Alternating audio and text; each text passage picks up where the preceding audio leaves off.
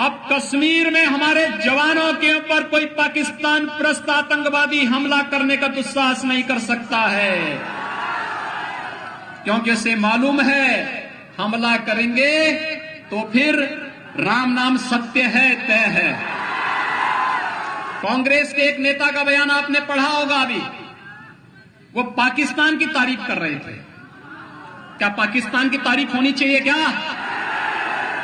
मैं पूछना चाहता हूं, क्या पाकिस्तान की तारीफ होनी चाहिए? पाकिस्तान आपका हितैषी है। हमने देश के लिए जो वायदा किया था कि कश्मीर में पाकिस्तान परस्त आतंकवाद को पाकिस्तान के अंदर घुस करके मारेंगे। कश्मीर की समस्या कांग्रेस की देन, नक्सलवाद की समस्या देश के अंदर कांग्रेस की देन, अलगाववाद की समस्या कांग्रेस की देन। वंदे वंदे।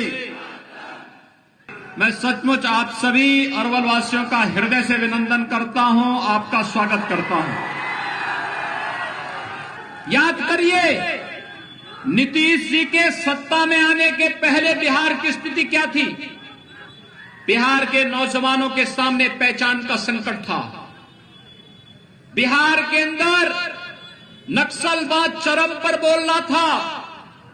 जिस प्रकार से जातीय संघर्ष करा करके एक परिवार स्वयं का अपने पूरी व्यवस्था पर हावी होने का प्रयास कर रहा था, ऐसे ही कांग्रेस का नेतृत्व भी पूरे देश के अंदर जाति, क्षेत्र, भाषा के आधार पर लड़ा करके पूरे देश के अंदर केवल एक परिवार का राज चलेगा, बाकी लोग भीख मांगेंगे, इस प्रकार की स्थिति उन्होंने पैदा कर दी थी।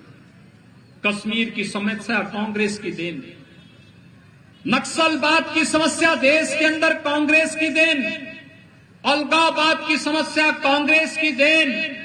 लेकिन गरीबों के लिए कोई योजना बने, किसानों के लिए योजना बने, नौजवानों के लिए योजना बने, महिलाओं के लिए योजना बने, बिना भेदभाव के बने, ये कभी कार्य ईमानदारी के साथ उन्होंने करने का प्रयास नहीं किया।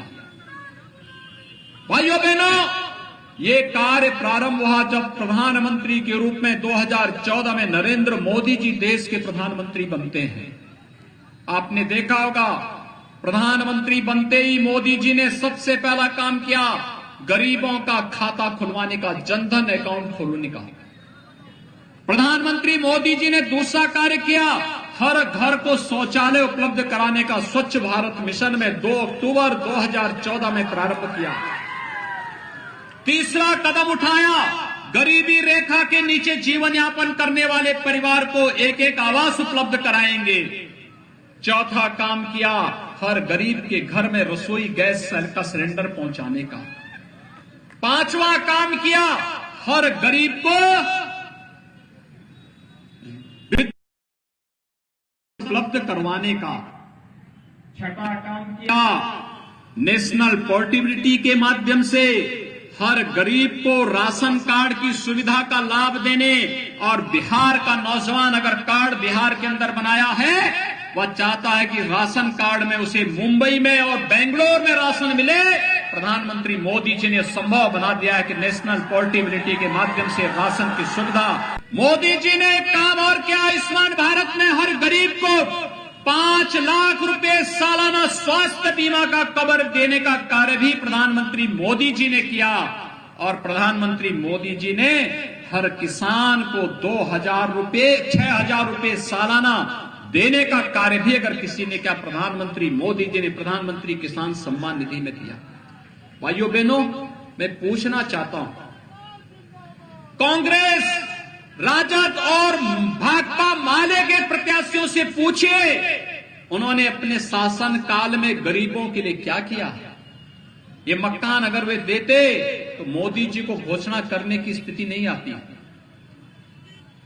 मोदी जी के पहले अगर वे लोग दे दिए होते तो ये पैसा विकास में खर्च होता, लेकिन उन्होंने नहीं किया।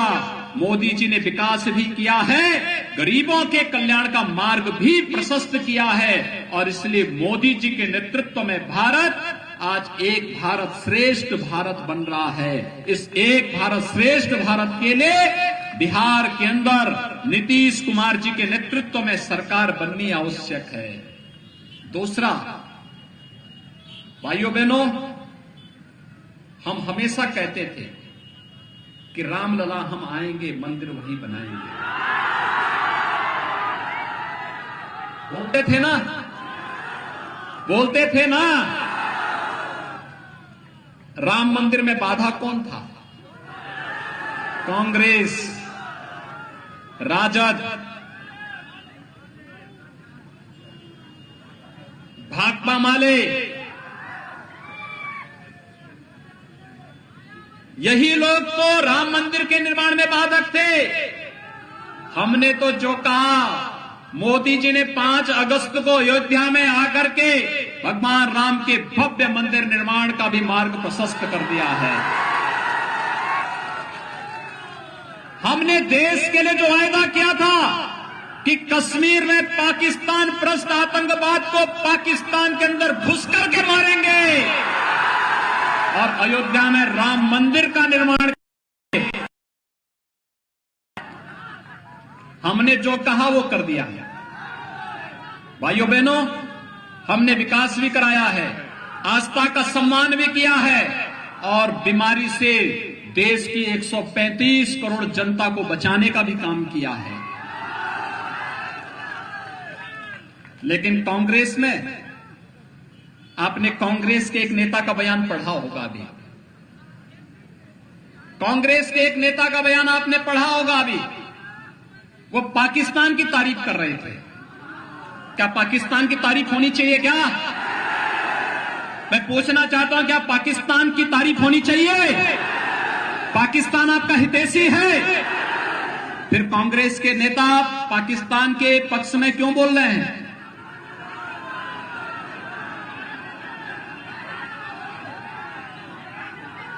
जब यहां पे इस बिहार के अंदर, जब बिहार के अंदर लालू जी के नेतृत्व में राजद की सरकार थी, कांग्रेस समर्थन कर रही थी, उस समय गरीबों को राशन तो नहीं मिलता था ना, लेकिन पशुओं का चारा भी गायब हो जाता था।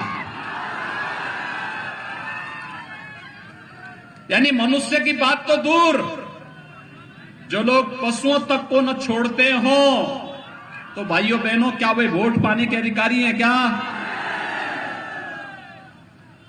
आप देखना, प्रधानमंत्री मोदी जी ने कहा, पहला कार्यकाल देश की आम जनमानस की, गरीब के लिए, किसान के लिए, नौजवान के लिए, महिलाओं के लिए, इनके उत्थान के लिए कार्य का, और दूसरा कार्यकाल देश से आतंकवाद को समाप्त करने का, नक्सलवाद को समाप्त करने का और देश की आकांक्षाओं के अनुरूप भगवान राम के भव्य मंदिर निर्माण का मार्ग प्रशस्त करने का होगा।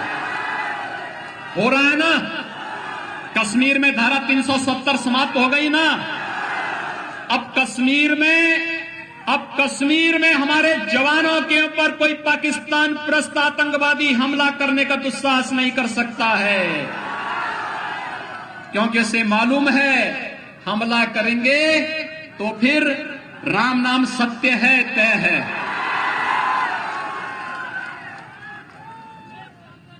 ये भी तय है ना। तो भाइयों बहनों, अब वोट पे अधिकार किसका है? आप इतनी भारी संख्या में हैं।